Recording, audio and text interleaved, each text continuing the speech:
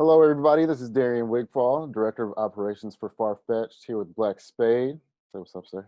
So And so we're doing these artist talks, talking to artists about their practice and just really what's going on right now, specifically around COVID-19 and coronavirus and how you sort of responded. So yeah, we'll jump right in. And so when you first heard about the virus and the pandemic and the shutdowns, how did you respond? Were you like already creating, just continue? Did you slow down for a little bit? Did you ramp up? How did you respond? I mean, honestly, I was concerned about it by being the president that we had. Mm, Like earlier off, I know that I was talking to people. I was like, "Yo, this dude's like straight ignoring this." And then even watching Bill Gates documentary, mm, and I was just like, I was saying to myself the whole time, like, are they about to like try to put this on, like make this kind of be like a pandemic to so like America can like come up and be uplifted or something, or what is going on? mm, And mhm, yeah, although like a lot of people don't like to believe in like the whole conspiracy theory thing, mhm. um, but I do believe that regardless if it's not a conspiracy theory type thing, like I feel like Trump made it work in his and I hope it maybe it's a disadvantage to him. I hope so at the end of all Hopefully. of this, you know. But like to have somebody like this in office that you cannot like lock away for good is absolutely ridiculous. I've never seen it in my lifetime. More so, but I mean, yeah, this is I had never stopped creating, but I just Right. got more into like just really like if you if you don't come out of the pandemic knowing nothing, then you fail. Right. Like you have to be about your craft in the pandemic. Like, what have you done? You know what I'm saying? Like, For I don't real. know. But yeah, I'm with it. I never really stopped creating stuff. I just delve into it Yeah. more. Dope. That's good to hear. And I feed into some of those conspiracy theories too, man. I mean, I feel like a lot of people with money, not a lot of people, the few people that have the money that run the world are really like guiding this whole thing, and they really get to decide whether or not it hits as hard as it does. Because Right. people like Bill Gates could buy a million tests for people, you know what I mean? Right. But Like you're this big flip. I can't even say it right. philanthropist, Him and his wife, whatever. I can't even say it. yeah, But and then like you talk about this thing before like this thing even comes out. And then like hmm Trump basically fires like the whole like I guess staff that kind of like told him about it. You know? hmm Yeah, it was wild, you know. But other than that, like yeah, I feel like it is seeming like it's wild, like and how long it could have been prevented just like Ebola or anything else. Now it would have right, been a little hassle, but all you had to do is just been like, yo, shut down all of the travel and the Western lane from here on out, so no yeah, other cases could get in. But no, they didn't. they It's did, trash. yeah, for real. And now here we are. Yeah. So what are you working on now? Kind of tell us. I mean, you're a legend in St. Louis, bro. So I really kind of want to get into it. Like, how did you start off? And just briefly, you don't have to go into everything, and then kind of bring us up to what you've been working on lately. Well, like in music, like what I'm saying, like my first piece of music I've ever heard was probably like when I was like one or two, Mm, and that was Stevie Wonder. Like okay. and sonically, like I just always knew that was like, eh, happy belated birthday, Stevie Wonder Yeah, birthday I was this gonna week, say that. Happy belated birthday. 70th birthday. But like, so I knew, I honestly knew that like I wanted to do music. My dad would play that type of stuff all the time, Mm, and my mom's favorite artist is Stevie Wonder. So it was yeah, just like I was like, man, this voice, when I was this me at two, like like this is like connecting me to it. And then I would like mm. look at stuff like Sesame Street or the letter people. I'm telling my age, but Hey, me too. and and I would just like hum to whatever they were singing, and I was just like, yo, it's Mm, actually sonically I'm humming to this thing. So right then and there, I was supposed to do music. I felt like I was, like so coming up in St. Louis, like by the time I got out of high school, I moved down to downtown, Okay. and it was a Yeah. bunch of us living out of this warehouse, and Was with that the like Soul the Tide era? Soul Tide era with the Okay. studio. Like we had the studio down there as well. These Mhm. brothers, Wesley Smith, who's no longer with us, and Mustafa, who lives in Atlanta now. And it was like 25 of us. And like Wow. the singer of the group was Coco Soul. I don't know if y'all ever heard of her. Mhm. She was like kind of like the soul, our Erica Badu / whatever. And then the rest of us was kind of like Tribe meets D'Angelo meets like Slum Village. Like we just wanted to have that good vibe sound. Dope. And so that was like 97 when I officially started. And like I put out a vinyl around that. We was putting out like vinyl. Vinyl was still relevant in the Mhm. States. I mean, not in so many places now, but it had some type of relevancy. But back then it was dying, but still hanging on. And Mhm. so I put out this joint called a Two Step. And Okay. when radio still had a balance, they would play it. You know what I'm saying? Like radio was still community at the time, before the Mm. trap era, unfortunately. You know what I'm saying? Like Right. no disrespect to trap, but I feel like St. Louis played everything. Uh Used to. like I feel like it was a balance on radio in St. Louis, but then like somewhere along the line it died down. And Mm. yeah, I mean that was kind of my starting point, like 97, and really diving into it towards the early 2000s. Mm. Mhm. So yeah. So yeah, where along the way did you use that To Serve with Love track? But what was the name of that album? I'm trying to think of it now. Uh, the album was Uh, called "To Serve with Love." okay, yeah, the album's Yeah. called To Serve with Love, but I was thinking so, about the sample. so yeah, I mean, Sidney Poitier is one of my favorite actors. Like, I mean, like that Right. whole little squad, that whole Black Actors Guild, Mm, Black mhm. directors, like whole era, like Ruby D and like Ozzie Yeah, Davis / yeah. like like Harry Belafonte, like all of them, like they was just so, it was such a dope little renaissance of people doing stuff. Mm, And so that was like one of my favorite movies by Sidney Poitier. okay. So I just I just ended up using it. I wanted Is to that kind where of some like, of the samples are in the from in the interludes and stuff?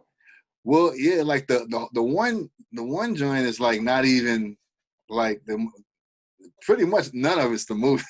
Okay, Like it sounds like it a little I bit. pieced all that together on the MPC, and I just like Wow. sampled like a crowd getting out of school, and then I had Mm, my homie like talking to me like we were both in the hallway. okay. It was hilarious, but at the same time, um, if you would have saw the way I pieced it, it took me forever getting it right. But through a bunch of sequences later, I was able to do it. Thank God for MPC For 2000 real. XL, Roger Lynn. What up? Man, for real. Lynn made a bunch of cool Take it machines. there, and Yeah. it ain't stopping either. So Right. Yeah. Man, that's so cool to hear about your process with the MPC. Do you still use it, or do you use any other equipment now? Any uh, software? What are you using it for? I'm pointing down the one right. I never like I use everything else just like the next man, but my Hmm. go-to like instrument is pretty much the MPC. Hmm. And so like this next project is coming out or about to happen. I'm pretty Hmm. much just going to use the MPC 3000 Okay. and like the Mini Moog, and probably try to record it to along with like other vintage equipment, maybe like the Fender Rhodes, and then it'll Okay. be outsourced with like horn players, bass, and all that type of stuff. And I want to try Mhm. to do it to tape at Native Sound, record everything to tape Wow. some type of way, or 2-track everything to tape. But we'll see. And Yeah. I signed up for this grant at RAC to hopefully I get it to help me get some of the stuff. Yeah. Yeah. I For mean, sure. I hope they you get gave it. me half of it for the COVID. Not half of it. Okay. They gave me like a nice amount So, for the COVID yeah. to just deal with that as an artist. You know what I'm saying? But hopefully they give me the rest because I'm definitely already working on that project. Yeah. Word up. Coming out Can you like tell us a little bit about the project? Is it how far along is it? uh like I technically wanted to do. I'm kind of like pre gaming with the songs, and the project called Frank's Offering, and it's Okay. just basically like my dad who kind of like influenced me as far as like art and music, Hmm. as well as my mom too, but like more so my dad just going over on the weekends and Okay. digging through his albums and watching him play chess, whatever, and just him taking us to the record store, and it was just like he was just a cool type of person. Like his vibe was just always chill. I mean, you know what I'm saying, in the midst of the Yeah. weed smoke. So it was dope. Yeah. And so like that's why it's called Frank's Offering. My dad passed last year, Oh in man. April, whatever. So yeah. Um, Sorry to hear that. so yeah, this project is basically called Frank's Offering. Okay. It's dope. I'm trying to really like study like all of the stuff from voodoo. Okay. uh D'Angelo. Yeah. if with like implementing back in more, I guess, like hip hop rap verses and stuff like that. Because Hmm. I started off doing both like before, like the Drakes and the whoever Anderson Packs or whoever, you know what I'm saying? Like Right. I've always like did both because I felt like it was always kind of hard to get somebody to sing on your hooks. But Mm. then I met Coltrane and he was singing on a lot of the hooks, but at the same time, I'm initially an MC. I've always like um, rapped before singing. I've sang, of course, in church and choir and stuff like that. But Hmm. to the world, I was the MC. So yeah. So when did so you say you're an MC initially, when did your singing voice sort of materialize, or when did you get your voice in that Well, I regard? always knew I could. I always knew I could sing, and I always Okay.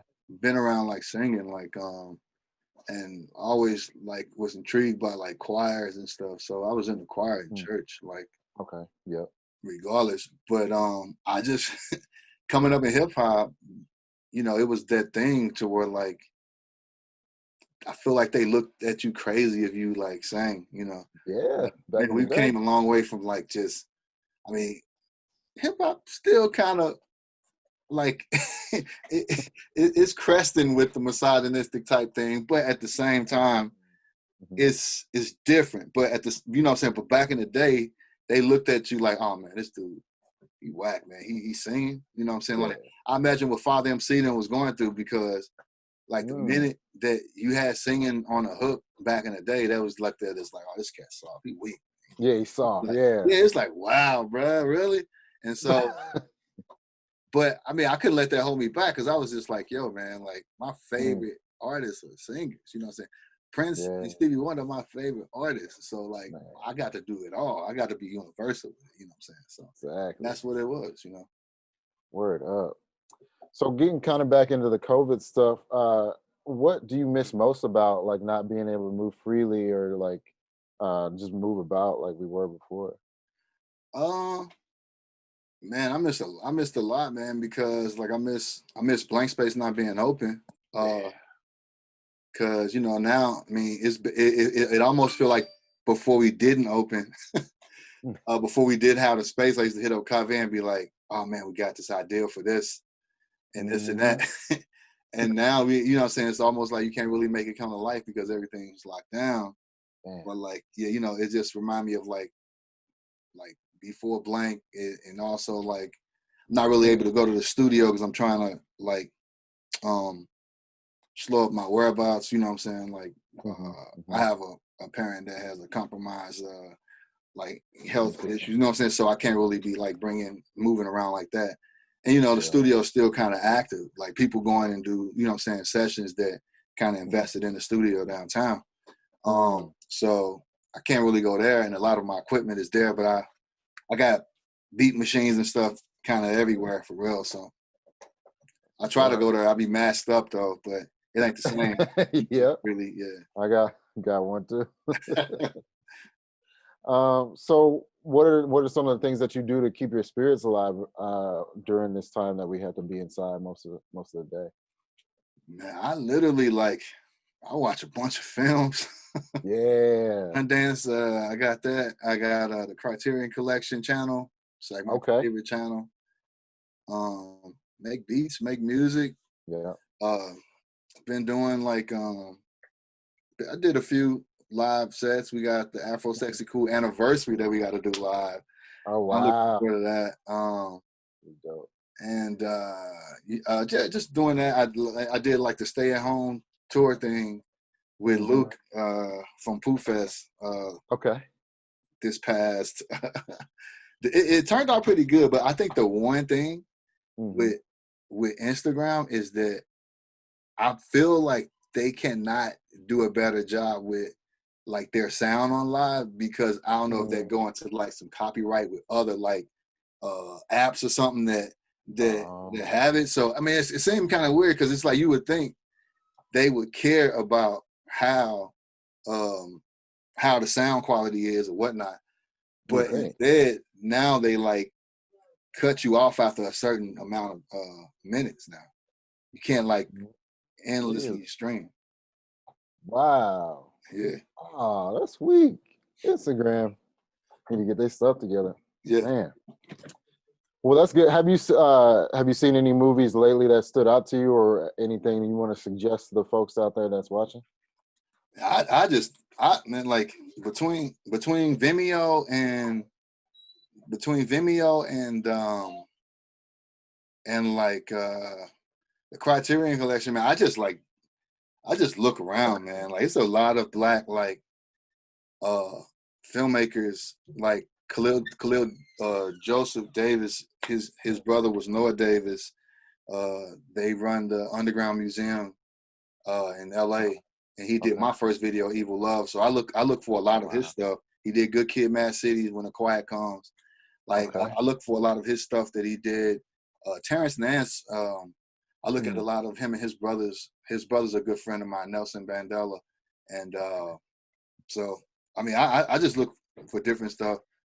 Uh, Probably like yeah. Right now I'm really like binging like between like Criterion Collection, Hulu. Yeah.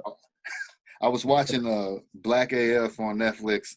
Crazy. Okay. What'd you think about that? I watched it a little bit. I don't think I finished it yet, but So, some of it is just get repetitious, and then it start to remind you of yeah. Blackish and Grownish and all this stuff. But at the same Hmm. time, I thought it was funny.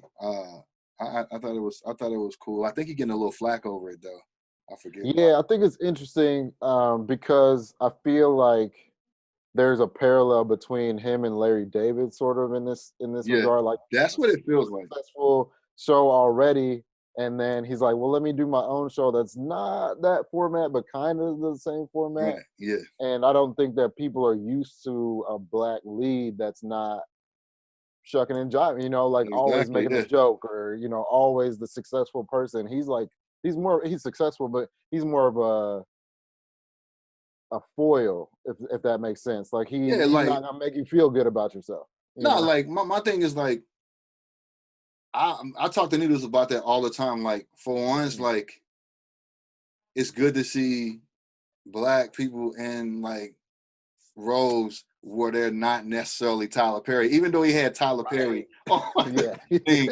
I get it. Tyler Perry is great. That's great, but that's not like the whole black experience. You know what I'm saying? Exactly. And then like, why can't we make like um and Curb Your Enthusiasm type shows for people who like that stuff, Hmm. but for black people? Like, Hmm. I mean, I feel like Dave Chappelle is a great comedian that's on that level. A lot of black people might think that he's corny, because he ain't like, oh man, people, mama this, oh my, like Right. all of this. He may not be like a Cat Williams or nothing like that. I mean, Cat Williams is Right. funny, don't get me wrong, but Yeah. it's, I mean, it's you know what I'm saying? It's kind of like it ain't even, I don't even know what to call it. Like, it's not necessarily like, I don't even know how to even call that thing, but I do Hmm. know I like that. I like, as well as like South Side or something like that. It was coming on Comedy Okay. Central. Oh, about Uh, Chicago. well, Yeah. Yeah. yeah, that. Okay. like shows that's like, I don't know. I feel like they can give it a run for its money. I feel like that even if anybody watch it outside of being black, they can be like, oh, okay, I can Hmm. relate to this too. This is funny, you know what I'm saying? Uh-huh. So That's what yeah. I feel too. So is Blank Space the first place you're gonna visit once things are over? Or is there any other places that you really want to go that you can't go to right now? I probably definitely got to hit the studio because Mhm. I got to finish this project. But yeah, Blank Space more than likely will be because I got to get back to like soon as it hit, all of my stuff I had lined up just Yeah, like got canceled, evaporate. and and me and Marty was set to do like a open mic back at Blank because we Okay. both had left Poetic Justice, and Mhm. yeah, and so we was starting it back. We was stoked about it. We was just like, yo, man, we're gonna do Yeah. it different. And yeah, and soon as sure enough, boom, it hit. Yeah. Well, hopefully maybe later this summer, this fall, we can catch y'all over there. Shout out to Marty Stepney. Man, he's another man. I maybe get him on. We're gonna do another version of this later. Right now, we're just doing purely the artist talks. But after COVID is over, maybe I'll get him in on some of this Mhm. stuff too, because he man contributes so much to the scene. It's kind of Yeah, ridiculous. yeah. Like People don't even know. I watched this dude literally grow up on the scene. Like, Yeah, and when he was old enough to drive, like we would be rolling everywhere out in the city to all the hip hop stuff, which is crazy. Yeah. so so do you think anything positive can come out of the shutdown and COVID-19 and everything that's going on? It's weird because I feel like maybe so, you know what I'm saying? Like I Yeah. feel like how like they was just talking about how like in California, like the smog and all this stuff, like it's don't Hmm. exist no more because it's like and I feel like people need to see like that, like Mother Earth can heal itself quick if you Mm-hmm. decide to do the right thing, or like it can start the process of healing. And I feel Hmm. like, what I'm saying, I feel like the US definitely need to like practice like a form of like, see, I don't know. Have you been to Europe before? Or Nah, I'm still trying to go, man. I got my oh well they passport, but I ain't in been yet. certain places, I think like Spain, they got like this thing called like siesta I don't know. It's like a Yeah. downtime where everything shut down. I'm like, where the hell is everybody at? And I Uh. learned that they do that in a few places, and I Hmm. feel like that's dope, man. Like just to have that value and and to have people agree on that is fire to me. You know what I'm saying? Like Yeah. I've been over there a few times, and it's just like downtime. Like Hmm. um, and I wish that we can practice more of a downtime to work and be like, yo, man, just go read a book. You ain't got to be outside. You ain't got to Right. this or like, yo, like go be with your family or go learn a skill for this little bit of time, and then you can get back to what you need to do. You know what I'm saying? I That's feel crazy. that. Yeah, because I know I've heard of that tradition. They lunch and then nap afterwards. But I guess if you're not wanting to sleep, you could just kind of take that time for quiet time and read, Mhm. like you said. And I think that's a beautiful thing. Yeah, we do need to intentionally slow ourselves down from time to time. I think Yeah, uh, before the Earth makes us like what's going on now. that's real, man. Yeah, Yeah. like it is wild, but I definitely hope people take their health Hmm. a lot more serious because I mean, like we could, I could tell you how many like, I mean, I can tell you how many like white men I saw in airports that don't wash their hands that I've even like Mm. resulted In the in bathroom. trying to Yeah. make them wash their hands or like confront them, embarrass them. And that Damn. doesn't mean anything because it's just like I can't, of course, all white men, of course, it's some white men that wipe their hands just as well as it's some black men that don't wash their hands as well. But Yeah. we're not even talking about that. We're talking about the health of Right. like like black people, a lot of black people, you know what I'm saying? I feel like a lot of um even people my age and younger, you know what I'm saying, like eat some of the worst stuff. I mean, and a Mm. lot of that is America's fault for making all of this stuff, making all these like Yeah. pre-packaged stuff and passing a law for them to even sell that bull crap. You know what I'm saying? Which is For real. crazy, yo. FDA looking at you, FDA. Yeah, you know what I'm saying? Like it's crazy, you know.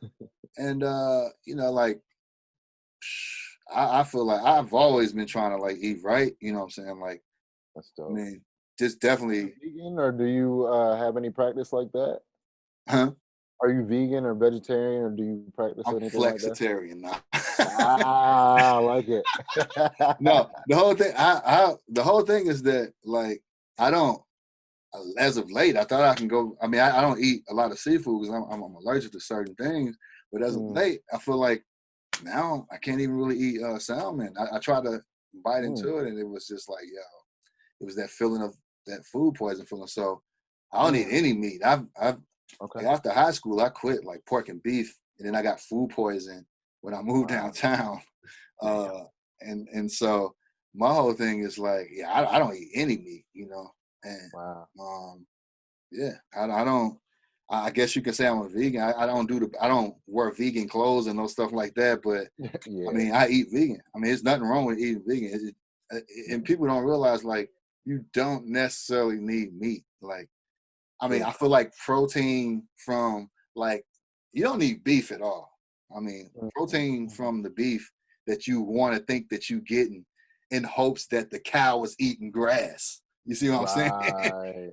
But you know they ain't eating grass no more. They eating something that's Right. Some man-made pig, yeah, that they corn giving or it to make it be beefy, and you just mhm. eating that chemical that they giving. So you don't need like Mm, if you that's need protein, there's many other ways of getting it. So you know, and you'll yeah, realize how much you won't miss it once you really get into it. It sounds like it's hard, but yeah. I never really been that hard up on meat anyway. So I feel that. Hard to break a habit, but definitely worth it for the health. if it got a Yeah. mama, I don't need the drama. I feel that. So, man, I just want to thank you for joining us today. It's been such a pleasure talking to you. It's always a pleasure, but even like when we're out in the streets and whatnot, but especially for this arts talk, I appreciate you taking some time. Let people know where they can find your music or get in contact with you on social media, stuff like that. Anything else you want to plug as well? Definitely you can find my music on blackspade.bandcamp Hmm. .com. I mean, and so it's BLVCK SPVDE. Hmm. Um, got a new album that's out, which like I couldn't really even promote well enough because of COVID. Like a lot of tours and stuff got canceled, but it's called um Black Spade into Somethings and Nothing session, and it was just like a lot of the sessions that I did throughout like from 2015 up until like maybe like 2019. So Okay. and really like hopeless and romanticizing was the B roll of that stuff. So Really? yeah, Wow. The B sides. Okay. yeah, yeah. Word. What about your social media? Where can people find you on that? The social media you can I have a fan page type thing on Facebook if you're ever on Word. Facebook, and that's just BLVCKSPVDE. Word. Also, Black Spade Music on Instagram, which is Okay. BLVCKSPVDE. I got to get used to saying it. Yeah, man. Yeah, right. Instead of A. Yeah, It's upside down A, people. Deal right. with it. Exactly. Word. So thanks again, man.